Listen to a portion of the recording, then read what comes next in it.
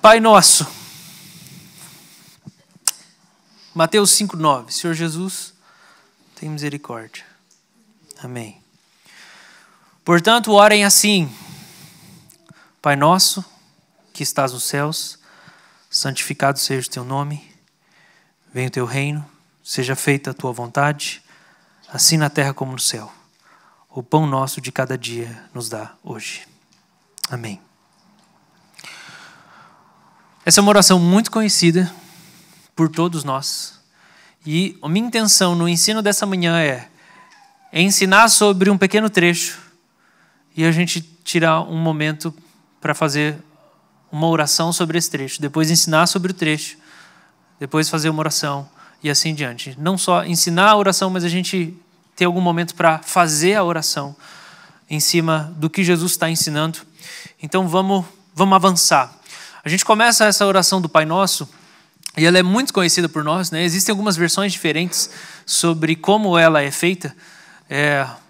E algumas coisas nem fazem tanta diferença, assim, mas a questão de pronome, né? Venha o teu reino ou o vosso reino. Essas diferenças que tem a ver, na verdade, com a edição, a versão da Bíblia em que você aprendeu. Né? Quem é mais velho aprendeu na vosso reino, seja feita a vossa vontade, né? Porque isso carregava, talvez ainda carregue, né? Em alguns ambientes, um quê de mais reverência, formalidade, né?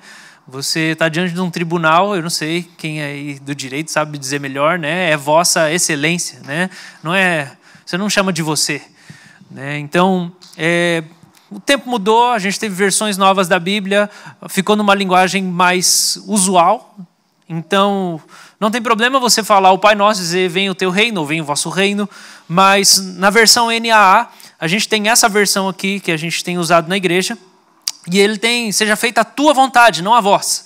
Então, existem algumas diferencinhas de termos, né? Eu acho que a gente não precisa ter... Eu quero começar já assim, falando que a gente não tem nenhum tipo de crise com o Pai Nosso que os católicos oram e os evangélicos oram. A maioria dos católicos não faz o finalzinho lá, que está entre chave, que a gente vai estudar na parte da noite, que é: pois é o teu reino, o poder e a glória para sempre, amém. E não tem problema nenhum, está tudo bem. Né? A gente tem isso em comum. Vamos fazer a oração do Pai Nosso. Se a gente está no meio dos católicos e isso for gerar algum desconforto, você não faz o pedacinho final para não querer ser, não, eu sou diferente, eu sou mais santo, a minha versão é mais... Você seja humilde. Não, vamos fazer a versão que eles sabem aqui. E está tudo certo. Não existe nenhum tipo de equívoco em relação a isso. E essa oração é muito conhecida. Mas uma coisa que eu não sabia sobre a oração do Pai Nosso e que eu aprendi essa semana é que essa oração já existia antes de Jesus ensinar. Ela já existia. E, na verdade, ela era uma oração judaica, chamada Kadish. E Jesus ele atualizou o Kadish, ele atualizou o judaísmo. E o Kadish, você pode passar o slide aí? Ele está assim: seja exaltado e santificado o seu grande nome, no mundo que ele criou segundo sua vontade. Que ele estabeleça seu reino, faça vir sua redenção e aproxime a vinda do seu Messias em nossa vida, em vossos dias e na vida de toda a casa de Israel, pronta e brevemente, e dizei amém. Esse é o Kadish, é uma oração judaica que já existia no primeiro século, quando Jesus ensina aos discípulos a oração do Pai Nosso. E é muito parecida, alguns pedidos são similares e... Na verdade, conhecer, né, o Kadish faz a gente entender um pouco mais do significado de algumas partes da oração do Pai Nosso. Então, hoje a gente vai tratar esses primeiros, né, agora de manhã, o versículo 9, 10 e 11. E eu queria começar falando do versículo 9, que é um versículo muito curto, mas a primeira frase que diz: portanto, orem assim. E isso me chamou a atenção, isso me pegou. Portanto, orem assim. Jesus está ensinando um jeito de orar para os discípulos. E eu li isso e eu fiquei pensando, mas por que eu deveria ouvir Jesus ensinar como orar? Por que eu deveria parar e ouvir Jesus? E eu deveria dar atenção para o que Jesus tem para dizer sobre oração. Portanto, orem desse jeito, orem assim. Quando você lê a versão do Evangelho de Lucas sobre o Pai Nosso, se eu não me engano é Lucas 11, versículo 1 e 2, ele diz assim, é um pouco diferente o começo. Jesus estava orando em certo lugar e quando terminou, um de seus discípulos lhe pediu, Senhor, ensine-nos a orar, como também João ensinou os discípulos dele. Então Jesus disse, quando vocês orarem, digam. No Sermão do Monte não tem esse detalhe, que eu acho que faz toda a diferença para nós. Mas em Lucas 11, versículo 1, fala que os discípulos pediram para Jesus ensinar a orar depois que Jesus terminou um tempo de oração. Eles observaram Jesus orar. E quando Jesus acabou, ele saiu de certo lugar, os discípulos falaram, ensina a gente a orar também. E a oração deles foi, João Batista veio e preparou o caminho para o Senhor.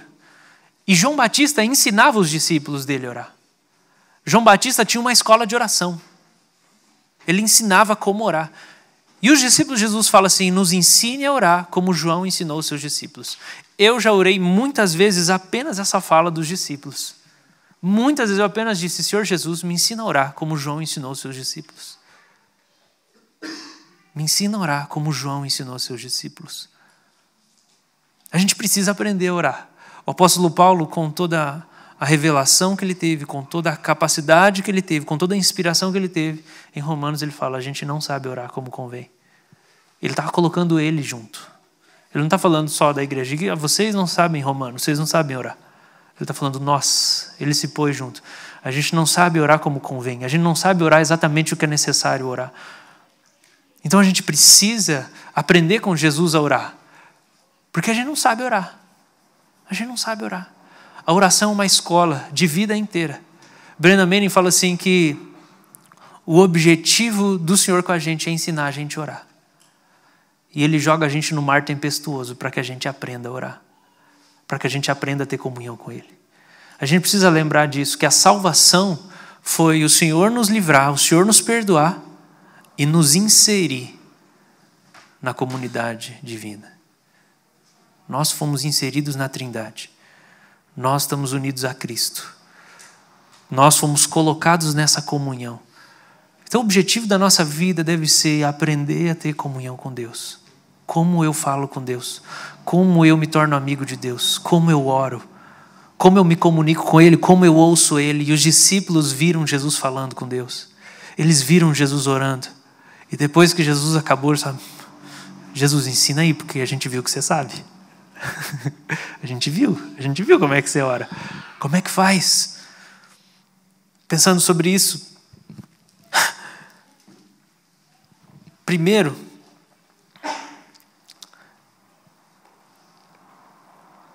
a oração do Pai Nosso, ela foi ensinada por causa da carência dos discípulos. Jesus vai ensinar um jeito de orar porque eles não têm a profundidade que Jesus tem. Eles já oram. Pelo menos o Shema Israel, que é a oração que todo judeu faz. Eles oram. Isso é uma parte grande do ministério de Jesus e da vida cotidiana dele. É óbvio que os discípulos oram. É óbvio que eles observaram que Jesus ora. No entanto, você já experimentou isso? Você vai lá e ora, daí outra pessoa, sei lá, que está na igreja ora, e você fala, nossa, que vergonha de ter orado lá dessa pessoa. Foi mais ou menos isso que aconteceu com os discípulos. Eles oravam, mas daí eles viram Jesus orar. Nossa, ensina a gente aí, Jesus. Ensina. Os discípulos pediram para Jesus ensinar por causa da carência deles. Eles não tinham a profundidade do Filho de Deus quando eles falavam com Deus. Eles não tinham a direção certa. Que motivo? Por onde eu começo? Qual que é o jeito? E quando eles viram Jesus orar, a gente não pode perder de vista que o que eles viram foi Deus falando com Deus. Eles viram Deus falando com Deus. E aquela profundidade toda convidou eles. Falou assim, ensina nós aí, Jesus. A gente viu que é diferenciado. Talvez eles não tinham ainda o entendimento de que Jesus era Deus, mas eles sentiram a profundidade da conversa que Jesus teve com o Pai. A oração de Jesus tinha presença. E é isso que oração é. Oração é presença.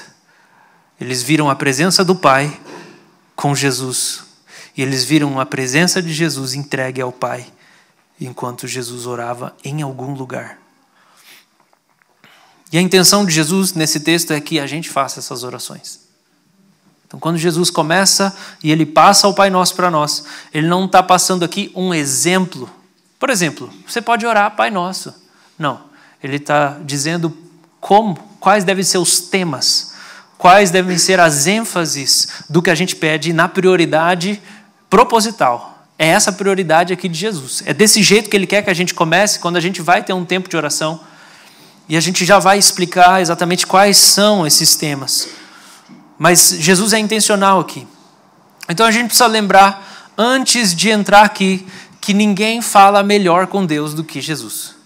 Ninguém fala melhor com Deus. Ninguém conversa melhor com Deus do que Jesus. Porque Jesus é o eterno Filho do Pai. E como ele diz em João 1, ele sempre esteve no colo do Pai. Ninguém jamais viu a Deus, mas o Filho unigênito, que está no seio ou no colo do Pai, é quem o revelou. Jesus passou uma eternidade no colo do Pai. E daí ele veio passar 33 anos aqui embaixo. Mas aquela eternidade de comunhão não pode ser quebrada pela encarnação ou pelos desafios da vida de Jesus. Então a gente vai aprender com Jesus e a gente vai valorizar a oração dominical ou a oração do Pai Nosso, como você quiser chamar, porque Jesus é quem tem a perfeita comunhão, afeto e obediência. E Ele sabe. Agora, outra coisa que a gente precisa entender é que a paixão de Deus pelos homens é tão grande que Ele quer que a gente também saiba conversar com Ele. Jesus fez essa oração em João 17. Pode passar o slide? Jesus fez essa oração em João 17. Ele fala assim: não peço somente por esses discípulos, que eram os 12, mas também por aqueles que vierem a crer em mim, por meio da palavra que eles falarem. Jesus já sabia que aqueles 12 discípulos iam espalhar a palavra, e a palavra ia chegar em todas as nações, e gente de todos os idiomas e etnias se tornariam discípulos dele. Esse dom de profecia de Jesus é bom, né? 2.000 anos, 5.000 anos depois, ele já estava vendo tudo o que ia acontecer. E daí Jesus está fazendo uma oração. Ele falou assim: eu não vou orar só pelos 12 agora, eu estou orando por aqueles que vão ser afetados pela palavra que vai ser espalhada e que vão se tornar meus discípulos. Jesus orou por você. Jesus orou por mim. E qual é a oração que Jesus fez por você? Qual é a oração que Jesus fez por mim? Verso 21 de João 17, ele fala: a fim de que todos sejam um. Jesus fez essa oração. Esse é o coração dele. Aquele que nos ensina a orar, orou por nós. E o desejo dele é: a fim de que todos sejam um. Como tu, ó Pai, estás em mim, e eu em ti, também eles estejam em nós, para que o mundo creia que tu me enviaste. Então, o coração de Jesus é que os discípulos tenham unidade entre eles e que o Pai esteja nos discípulos e os discípulos estejam no Pai. Isso significa comunhão.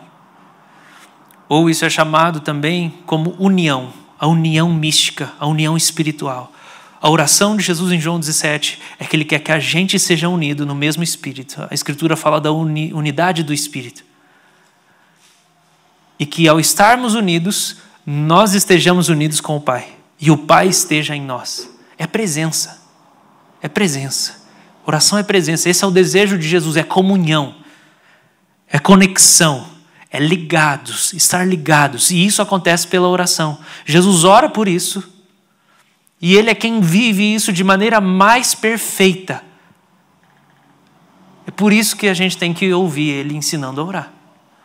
Essa semana eu estava ensinando lá na base da missionária da Mais. E eu estava falando sobre como a gente pode, no reino de Deus, experimentar unidade, união com pessoas que não tem nada a ver com a gente. E daí eu dei o exemplo do pai da Chica. porque o Caê estava lá na aula, daí ele comentou que tinha ido num pequeno grupo no outro dia, daí veio na minha mente, falou assim, o cara tinha 30 anos a mais que eu, ele tinha uma empresa com 50 funcionários, ele era rico e eu não, ele era surdo, e a gente tinha uma profunda amizade. Eu encontrava ele para a gente abrir o coração, ele contava segredos dele para mim, eu repartia segredos da minha alma.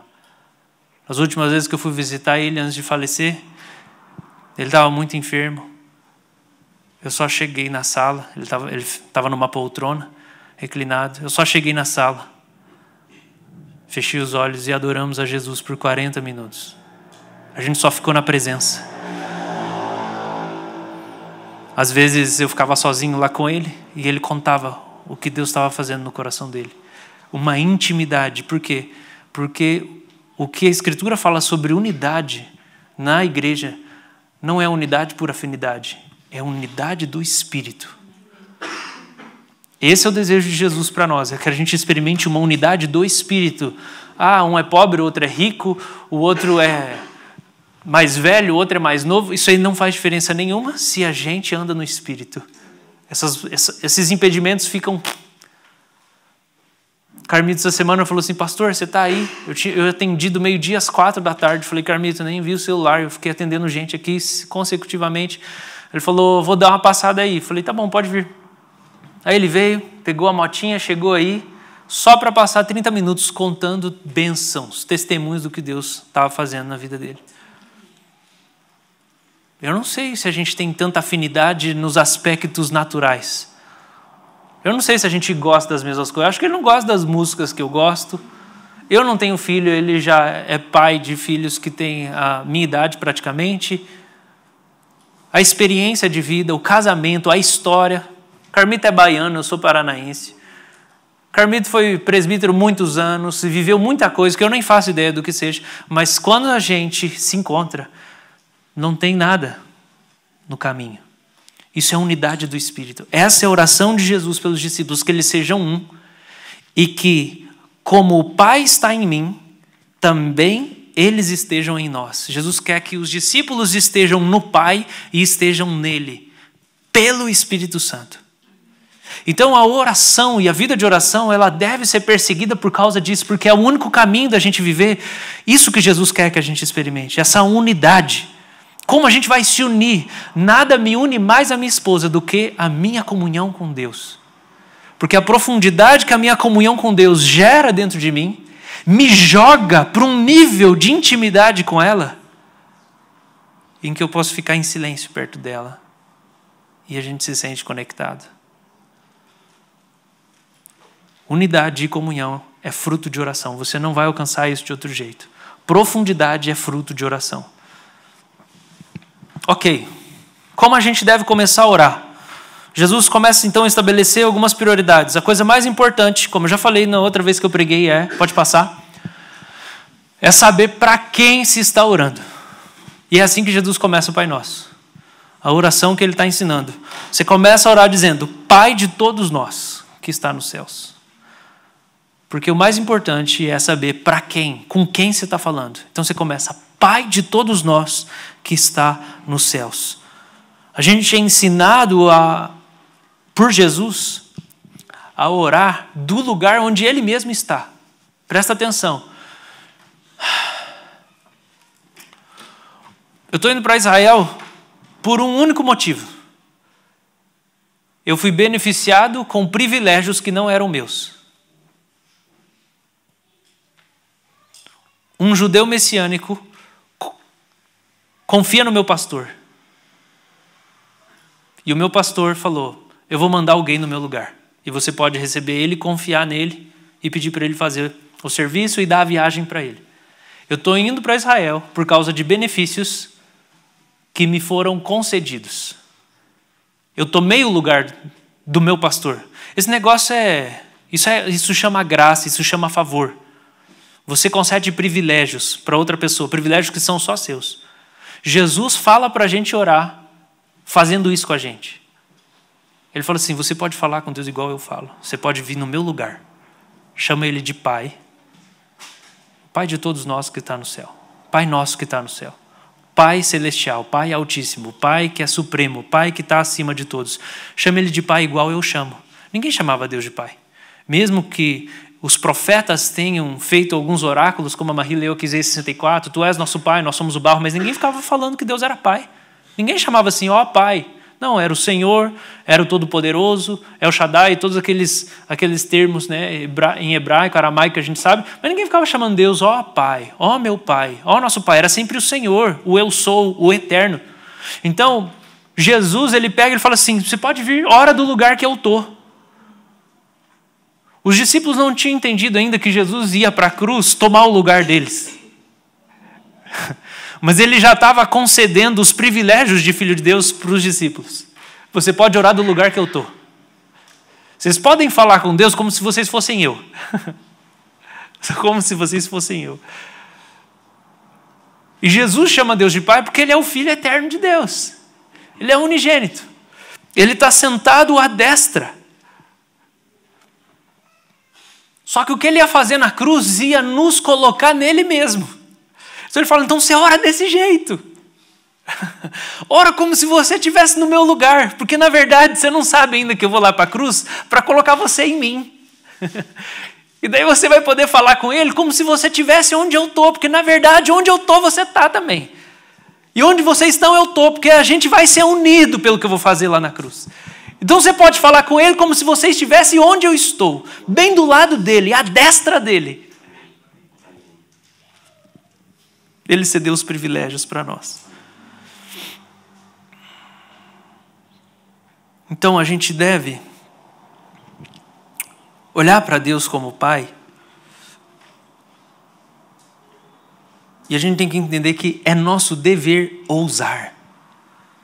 Se a gente não for ousado, a gente despreza a graça.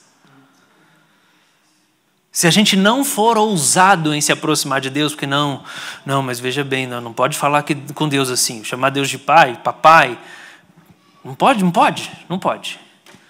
Não, se você não entendeu, se você não ousar, você vai desonrar a graça. É seu dever ser ousado. Hebreus diz assim, cheguemos com ousadia diante do trono da graça. Você sabe como é que você honra a graça de Deus? Sabe como você honra a obra de Cristo na cruz? É sendo ousado quando você vai conversar com Deus. Porque na antiga aliança você não pode chegar na presença de Deus. Na antiga aliança, o sumo sacerdote entra uma vez diante da presença de Deus. Uma vez, depois de um ritual demorado para dedéu. Na nova aliança ele fala assim, todo mundo, bora entrar lá. E chega com ousadia. Então assim, se você não for ousado, você não vai honrar a graça. Você não vai honrar a graça, porque a graça fez muita coisa. Jesus pagou um preço altíssimo para você poder chegar, para você poder chamar ele de pai, para você poder entrar. Muito diferente da Esther, que ficou lá 3 dias jejuando para chegar. Você não precisa fazer isso mais. Você pode só chegar. Você pode só entrar com ousadia. Sem medo de morrer. Amém ou não? E Jesus fala, Deus não é o nosso Pai da terra, Ele é o nosso Pai do céu. Os céus são a habitação celestial, a cidade de Deus, o santo monte. É o Pai glorioso, cheio de majestade. Por isso, ao mesmo tempo que a gente invoca Ele como Pai, a gente reconhece, Ele está acima de nós. Ele é o nosso Pai, mas Ele está num lugar mais elevado. Ele está lá no céu, eu estou aqui na terra. Ele é superior a mim. Ele é santo. Ele está numa luz inacessível. E eu tenho minhas manchas. Ao mesmo tempo que Ele é o meu Pai, Ele é muito melhor que eu. Ele é perfeito. Ele é sublime. Ele é celestial. Ele habita a altura. Ele é superior. Ele é divino. E essa é uma mistura, né? É uma mistura de sentimento. Meu Pai, mas é o Pai Santo. Como Jesus fala também em João 17, Pai Santo, Pai Justo. É o Pai, mas é o Pai Santo. É o Pai, mas é o Pai Justo. Você pode fechar os olhos num momento e fazer essa visualização, essa contemplação Porque a oração do Pai Nosso começa com adoração, é o reconhecimento de quem Deus é. Você pode fazer isso? Pai que está nos céus. Pai Santo, nosso Pai. Nós olhamos para o Senhor e constatamos, o Senhor é o nosso Pai e o Senhor é celeste. O Senhor é elevado. O Senhor é puríssimo.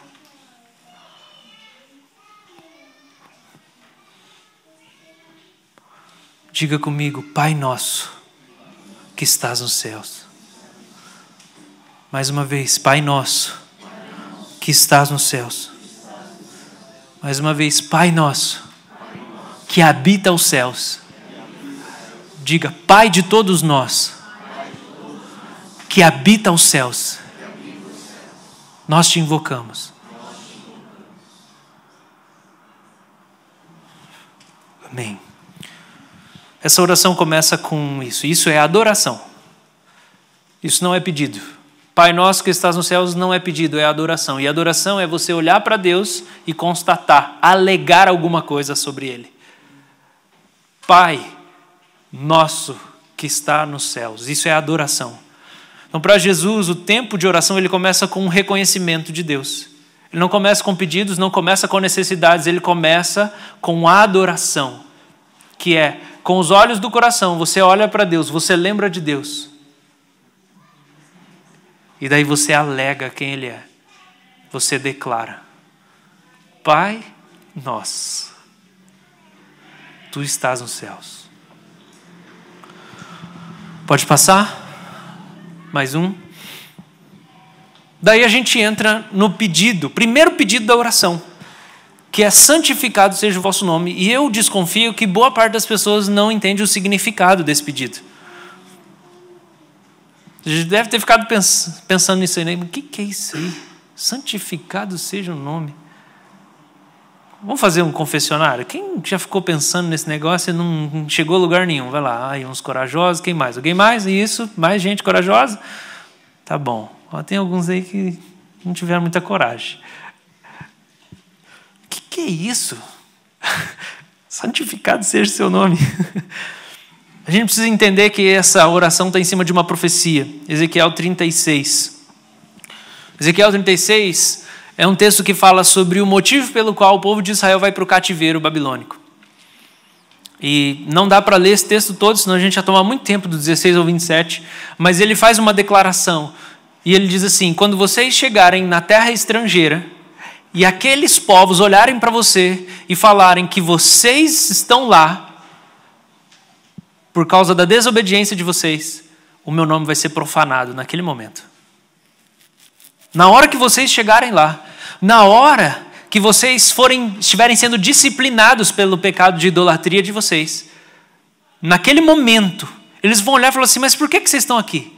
E daí vocês falarem para eles, é porque nós adoramos outros ídolos e Deus veio nos disciplinar e Ele nos expulsou da terra privilegiada onde Ele nos colocou para poder purificar o nosso coração. Então o profeta diz assim, naquele momento o meu nome vai ser profanado. Algumas partes desse trecho eu coloquei aqui. E é Deus dizendo, quando vocês chegarem às nações, vocês profanaram o meu santo nome, pois dele se dizia, mas eu tratei de proteger o meu santo nome. Saibam que não é por causa de vocês que eu farei tais coisas que anuncio, mas por causa do meu santo nome, e eu revelarei a santidade do meu grande nome. A oração de Jesus está em cima dessa profecia. Por quê? Porque o nome de Deus foi profanado entre as nações. O que significa o nome de Deus ser profanado? Pode passar o slide. Kevin Van Hooser, no livro dele, A Drama da Doutrina, ele diz o seguinte, o cruzado das cruzadas, ele grita, Jesus é o Senhor, enquanto ele esmaga o crânio do infiel islâmico. Ele profere as palavras certas, que é Jesus é o Senhor, mas sua ação comunicadora da lei do amor de Cristo é um fracasso. A doutrina do cruzado o leva a participar de um drama completamente distinto, que não é amar o próximo como a si mesmo, dirigido para o poder político, movido pela violência da cidade dos homens. Deixa eu explicar isso aqui.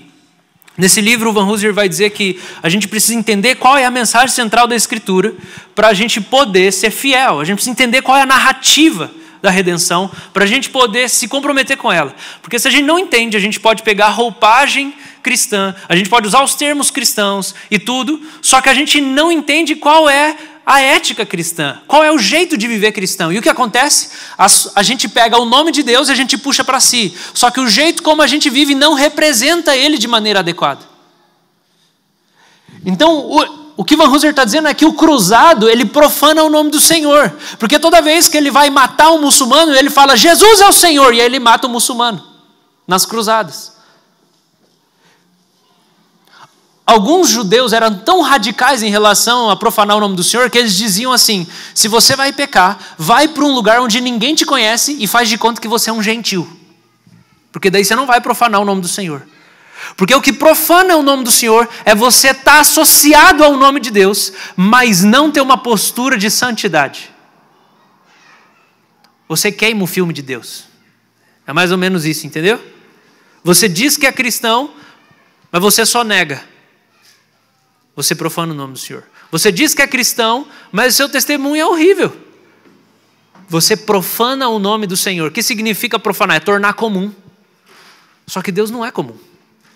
Quando você diz que é cristão, mas a sua postura não é uma postura distinta, com uma ética diferenciada, com uma graça que marca os relacionamentos que você tem, que não tem generosidade, que não tem amor, você é igual a todas as outras pessoas. E o que acontece? Você torna o nome de Deus comum, porque vão achar, mas ser crente é igual a ser qualquer outra pessoa, não tem nada diferente. Isso é profanar o nome do Senhor. E o que aconteceu foi que o povo no Antigo Testamento, por causa da idolatria, eles se tornaram como todas as outras nações, porque todas as nações eram idólatras, e eles viveram as consequências disso. E com isso eles profanaram o nome do Senhor, eles perderam os benefícios da obediência, perderam os benefícios de ver o cumprimento das promessas de Deus, eles atrasaram, retardaram as promessas de Deus por causa da desobediência. Então Deus diz, vocês profanaram o meu nome. Mas eu tenho uma promessa para fazer. Eu vou revelar a santidade do meu nome um dia. Mesmo que vocês tenham atrapalhado tudo com a desobediência de vocês. Vocês queimaram meu filme entre as nações. Porque eu estou sendo visto como um Deus que não dá conta de cuidar dos filhos. Que não dá conta de educar vocês. Como se a minha lei não fosse nada melhor do que as regras de outras nações, do que os gentios. Como se a minha ética fosse assim tão ruim como as dos outros e eu não tivesse poder para mudar vocês. Mas eu tenho uma promessa para fazer. Eu vou revelar a santidade do meu nome. E aí ele continua esse texto, ele diz assim, eu vou fazer 4 coisas para restaurar a santidade do meu nome. Eu vou purificar vocês da idolatria, eu vou dar um novo coração, eu vou dar o Espírito Santo e eu vou fazer vocês obedientes à minha palavra.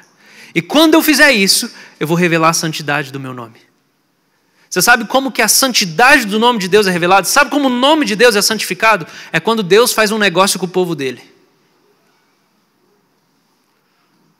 A oração de Jesus é, primeiro adora, reconhece que Ele é o Pai Celeste. Segundo, ora pela santidade do nome dEle. Porque o nome dEle foi profanado. Ele está sendo visto como se Ele fosse igual a todos os outros deuses, sem poder nenhum.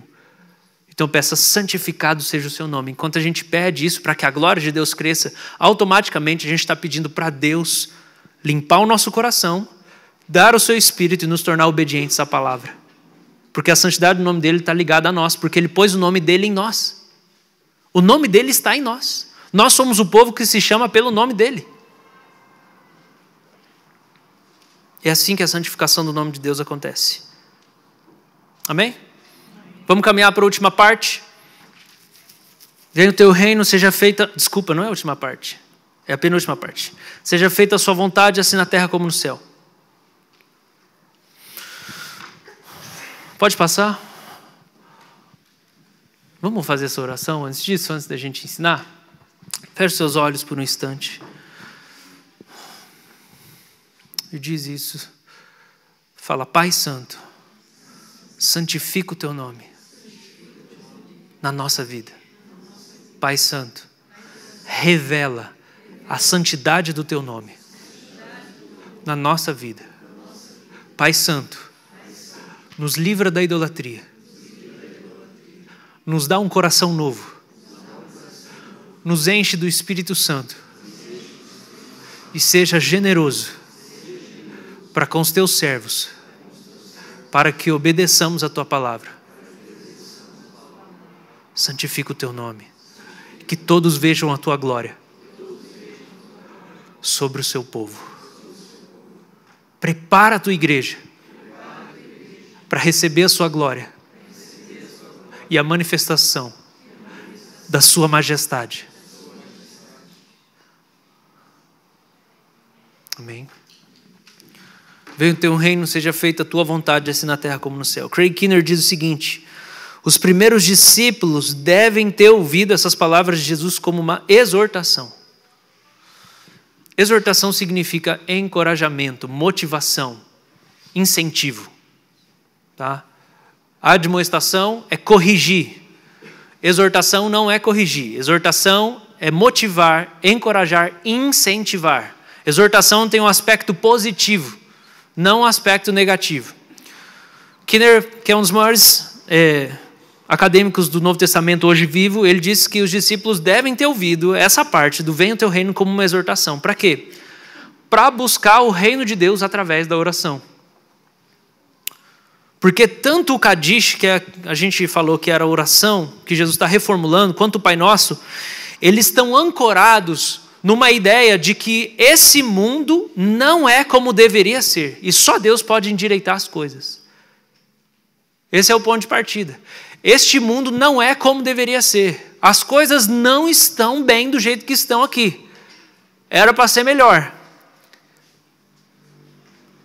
Era para funcionar quando o que você compra está estragado e você precisa lá trocar.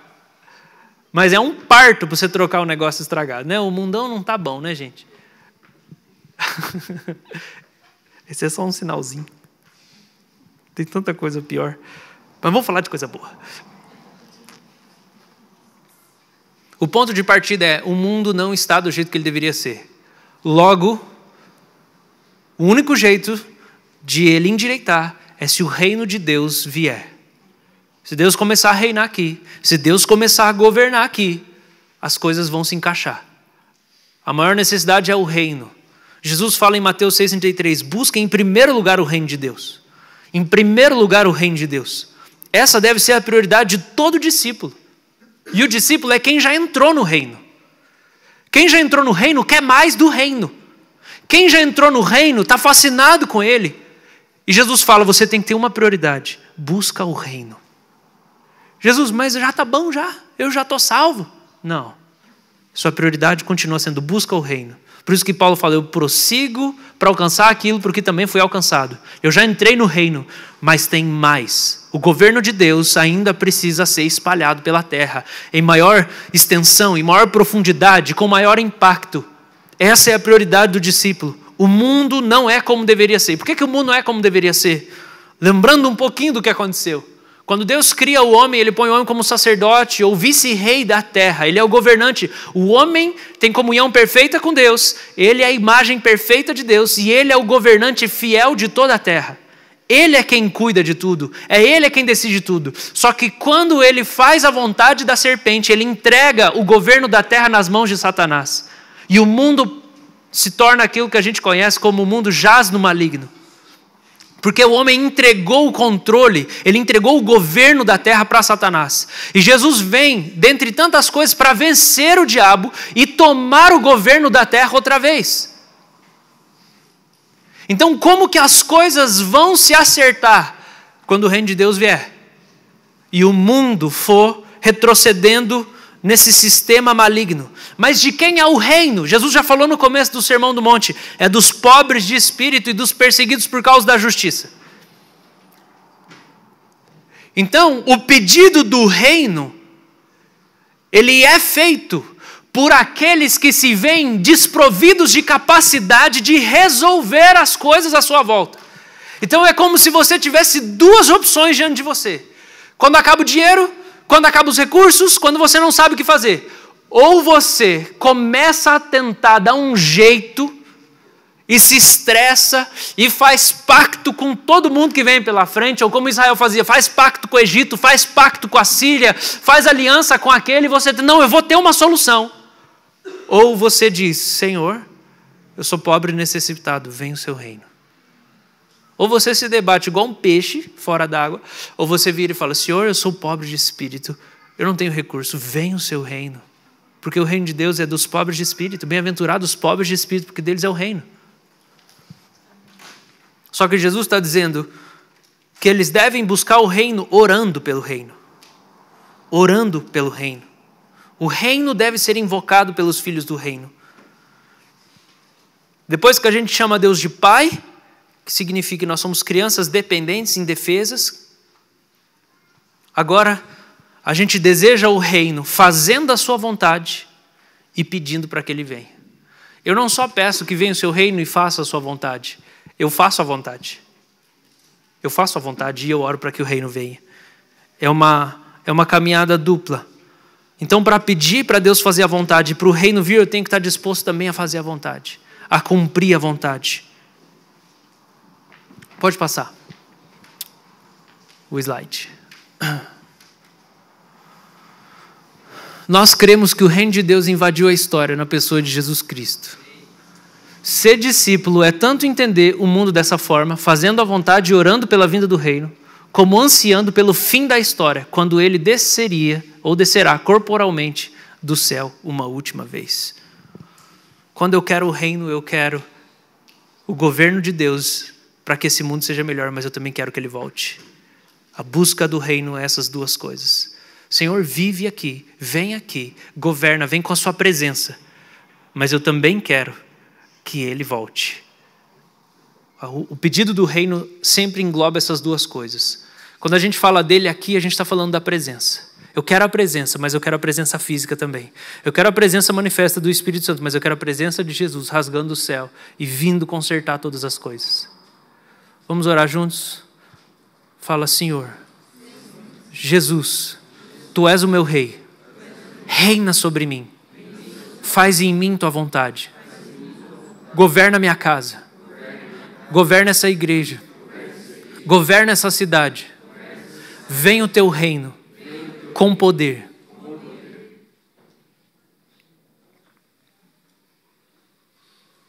Derrama o Teu poder, Senhor, em nome de Jesus. O reino de Deus não consiste em palavra, mas em poder. Venha o Teu reino sobre nós, Senhor. Amém. Para a gente terminar, o pão nosso de cada dia nos dá hoje. Eu gosto muito como Jesus faz isso aqui. Porque Jesus está falando de coisas que parecem tão sublimes, tão espirituais. O Pai que está no céu, santificado seja o nome, venha o reino. Deus dá pão. Tem pão aí, Deus? Ué? Cadê aquele? Estava até com um cheirinho de lavanda essa oração.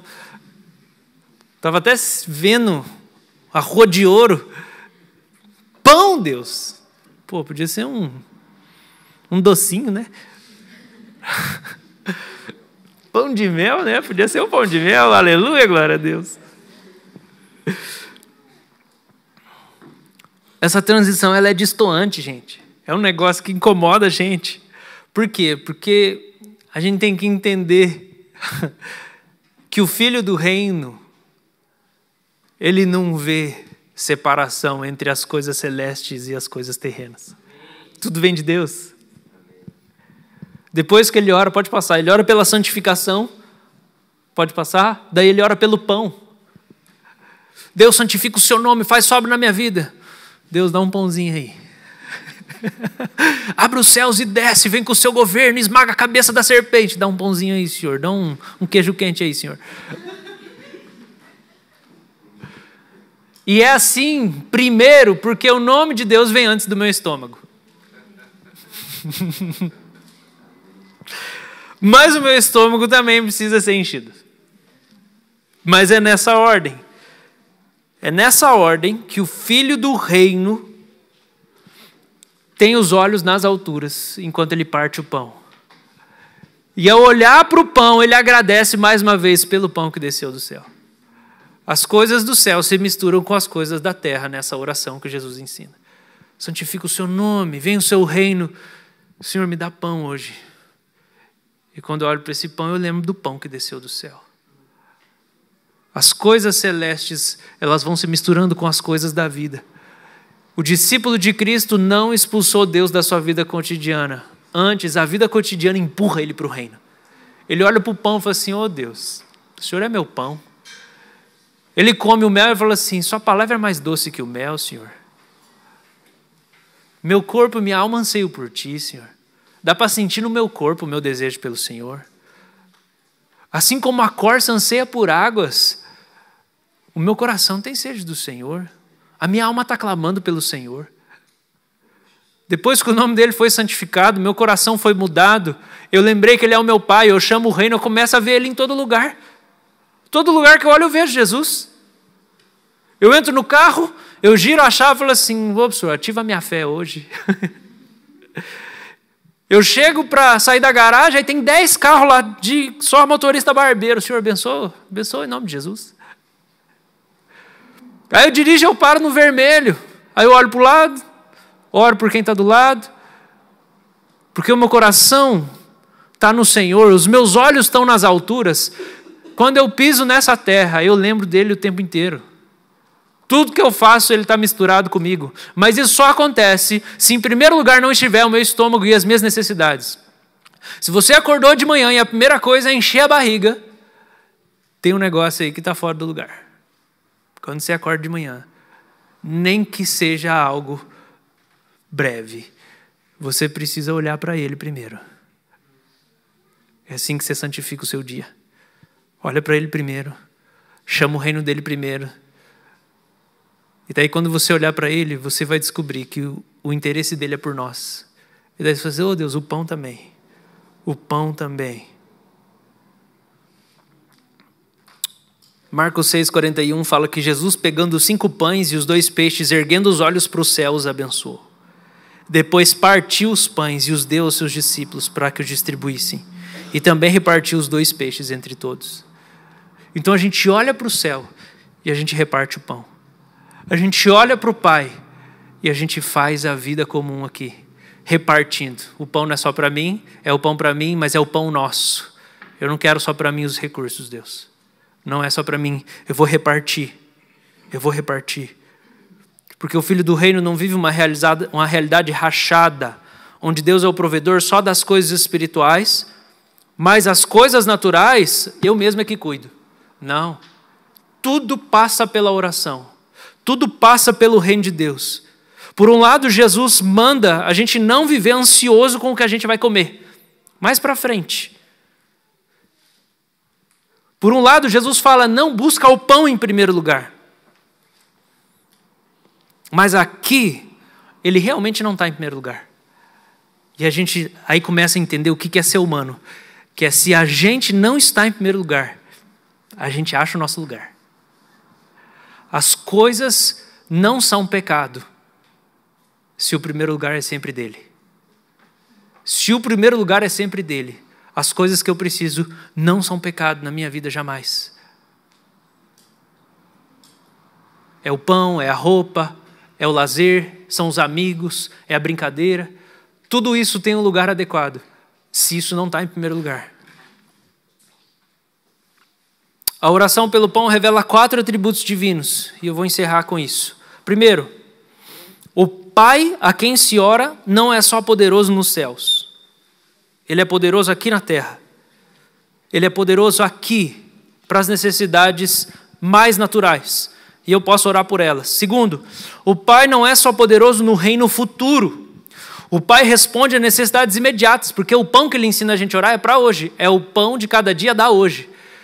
Então presta atenção, é para você orar por uma coisa que vai acontecer hoje. Deus não responde só a oração a longo prazo, porque às vezes a gente pode experimentar tão pouca resposta de oração, e daí eu não vou entrar no porquê disso hoje, que a gente pode achar assim, que sempre que a gente ora, é um negócio que assim, nem espere resposta, um dia vai que acontece. Mas não é assim que a gente deve orar. Jesus fala, ora por uma coisa que vai acontecer hoje com você. O pão de cada dia dá hoje. Gente, isso não é encurralar Deus, isso não é colocar Deus na parede, isso é saber para quem você está orando. Isso é ter fé. Deus, manda hoje para mim. Você já fez alguma oração imediata assim? Você tem que fazer. Manda hoje para mim aí, Deus. Manda alguém aqui hoje, manda um cliente aí hoje para eu fazer uma massagem, manda alguém aí para me dar uma palavra. Deus, manda o dinheiro na minha conta aí hoje que eu estou precisando. Hoje, Deus, hoje, Senhor, hoje. Se você não ousar, você não vai honrar a graça. Se você não ousar na sua oração, você não vai honrar a graça. A história que a Marie contou. Estava mastigando o ovo lá, 30 minutos, nem tinha mais ovo, era só saliva. Estava mastigando a bochecha. Oh Deus, amanhã eu quero comida, uma refeição inteira, Senhor. No mesmo dia. Seja mais ousado nas coisas que você precisa da parte de Deus. E deixa eu dizer uma coisa, não ore só por coisas que você não consegue fazer. Ore por coisas que você poderia fazer, mas você escolhe pedir em vez de fazer. Eu tenho aprendido que liderar a igreja é muito melhor desse jeito. Eu vejo muitas coisas acontecendo e eu podia conversar com muitas pessoas aqui, mas eu tenho aprendido que pedir para Deus conversar com elas funciona melhor. Já contei a história de uma vez que eu estava aqui meio chateado com um negócio na igreja que não estava acontecendo. E daí eu estava falando, Deus, fala com o fulano lá, Deus. Fala com ele. Eu não quero falar com ele, faz esse negócio. Não vai adiantar, Senhor. Já falei 2 vezes, não adiantou. Fala com ele. Aí um dia, o fulano chega na reunião de oração. Pastor, Deus me acordou de madrugada. Eu fiquei andando na sala, eu falei, mas o que é isso que está acontecendo? E daí Deus falou, faz tal coisa na igreja, cuida do ministério da minha casa. E daí a pessoa veio lá toda quebrantada. Eu disse, Jesus, é isso aí. O cara veio quebrantado, com temor. Eu não ponho temor em ninguém, gente. Nem o Barnabé me respeita. Mas esse aqui é bom você poder acessar, porque você fala, Deus, fala com ele lá. Tem coisa que eu falo com a minha esposa, porque a gente tem que conversar de vez em quando, a gente mora na mesma casa. Mas tem coisa que eu não falo, eu falo, Deus, fala com ela lá, Jesus. Mostra para ela lá, Jesus. Eu não vou conseguir, às vezes eu até tento, daí não dá certo. Eu falei, eu sabia que era o Senhor mesmo. Ore por coisas que você poderia fazer. Você já ouviu falar assim, não, você te ora, mas você tem que fazer alguma coisa também. Já ouviu isso, né? Não está na Bíblia. Não existe esse versículo. Agora eu vou dizer uma coisa. Você tem responsabilidade, sim. Ore antes de todas elas. Senhor, vai na minha frente fazendo esse negócio aqui, porque quando eu chegar lá eu nem tenho que fazer mais nada. O Senhor já resolveu tudo. No dia de hoje, Senhor, hoje mesmo, Senhor. Quero ler o último texto. Um texto que fala sobre Sansão, Juízes 15, fala assim, Sansão achou uma queixada de jumento, ainda fresca, pegou na mão e com ela matou 1000 homens. Imagina, matar 1000 homens. É só no poder do Espírito mesmo. Sentindo muita sede, Sansão clamou ao Senhor e disse, por meio do teu servo deste essa grande salvação. Será que agora eu vou morrer de sede e cair nas mãos desses incircuncisos? Então o Senhor fendeu a cavidade que estava na cidade de Leí e dela saiu água. Sansão bebeu, recobrou alento e reviveu. Por isso aquele lugar se chamou En-Hacoré até o dia de hoje. Senhor, eu executei sua vingança que o Senhor me mandou contra os filisteus aqui. Eu matei 1000 homens, eu vou morrer de tanto cansaço físico. Será que eu vou morrer? Na hora, racha a terra, começa a sair água e Sansão bebe. Na hora. E Sansão já tinha feito coisa errada, ele já tinha pego o mel do leão que estava morto, que nazireu não pode mexer com o morto. Deixa eu dizer para você, sua vida não é perfeita, sua santidade não é perfeita, sua obediência não é perfeita, mas o Senhor pode responder suas orações imediatamente. Por causa da graça dele, por causa da misericórdia dele, por causa do favor dele na sua vida. E eu vou dizer, se ele responder, você vai ficar constrangido e arrepender dos seus pecados e pensar, Deus é tão bom e eu sou desobediente. Vamos orar, se coloca de pé.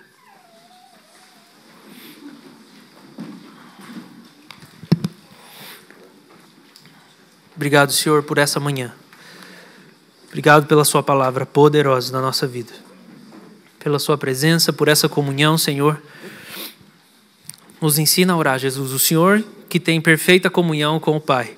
O Senhor que nos cede o seu lugar para a gente orar da sua posição, dos teus privilégios. desse lugar especial à destra. O Senhor fala para a gente orar como se a gente estivesse no seu lugar, Jesus. Assim nós oramos em seu nome. Pai, Pai, Pai, nos marca. Pai, nos ensina a ser amigos do Senhor. Nos faz amigos de Deus, Pai. Nos sacia nessa comunhão com o Senhor. Por favor, que a nossa vida santifique o seu nome, Pai. Nos ensine a adorar o Senhor na sua majestade, Pai. E nós oramos, Pai, nos ensina a orar hoje, no dia de hoje, por coisas objetivas e vermos respostas no dia de hoje, Senhor. Dá-nos ousadia na nossa vida de oração. Dá-nos fé nas petições que nós fazemos, Senhor. Eu oro que venha o Teu Espírito Santo agora sobre a sua igreja, tocando, abençoando, visitando, Senhor, renovando as forças, Senhor. Abençoa essa casa. Obrigado pelos novos que têm chego aqui e têm começado a conhecer o Senhor nesse lugar. Eu abençoo a jornada de cada um. Obrigado pela coragem deles, por aqueles que têm vindo domingo após domingo, após domingo, após domingo. Senhor, brilha a luz do Teu rosto sobre os Seus filhos. Senhor, eu oro por pessoas com causas angustiantes, Deus, seja financeira, seja, Deus, de saúde, seja uma enfermidade, seja um diagnóstico. Eu oro a cura do Senhor, miraculosa, venha o Seu reino com manifestação de poder no meio da sua igreja. Abre janela do céu, Senhor, envia o dinheiro, envia o emprego, envia a promoção. E, Senhor, dá uma segurança de filho para o Teu povo. Não vai faltar o dinheiro, porque o Senhor é bom. Pelo menos um ovo você vai comer. O Senhor nos ensina através da escassez a sermos humildes, mas não nos deixa perder a fé de que o Senhor tem abundância também. Deus abençoa a tua casa. Eu abençoo os seus filhos, Senhor. Eu oro, Senhor. Revela para eles que eles foram salvos para estar perto de Ti, para subirem no Seu colo, Senhor, para estarem reclinados no Seu peito. Eu oro por todo mundo que não se sente próximo do Senhor. Muda isso, Senhor. Todo mundo que sente que as orações não são ouvidas, que a oração não passa do teto, muda isso, Senhor. Eu oro aqui, Senhor, todo mundo que esteja de fato longe do Senhor, que não está orando, não está buscando o Senhor, não está, Deus, fazendo a sua vontade. Senhor, renova o coração cansado nessa manhã. Renova o coração desanimado. Quem está frio na fé, renova, Senhor, pela sua misericórdia, pela sua paternidade. E, Senhor, se há necessidade de confissão de pecados, se há necessidade, Deus, de arrependimento pontual, mostra para os seus filhos. Mostra para os seus filhos, Senhor. Vamos orar juntos a oração do Pai Nosso. Você pode abrir suas mãos ou estender suas mãos, um gesto de entrega ao Senhor, de adoração. Vamos juntos dizer: Pai nosso que estás nos céus, santificado seja o Teu nome. Venha a nós o Teu reino. Seja feita a Tua vontade, assim na terra como no céu. O pão nosso de cada dia nos dá hoje. Perdoe as nossas dívidas, assim como nós perdoamos os nossos devedores. E não nos deixe cair em tentação, mas livra-nos do mal, pois Teu é o reino, o poder e a glória para sempre. Amém. Que o amor do nosso Pai, a graça de Jesus, o consolo, o fogo, o poder do Espírito Santo seja com cada um de nós hoje e sempre. Amém. Glória a Deus. Você pode abraçar umas 3 pessoas aí. Fala que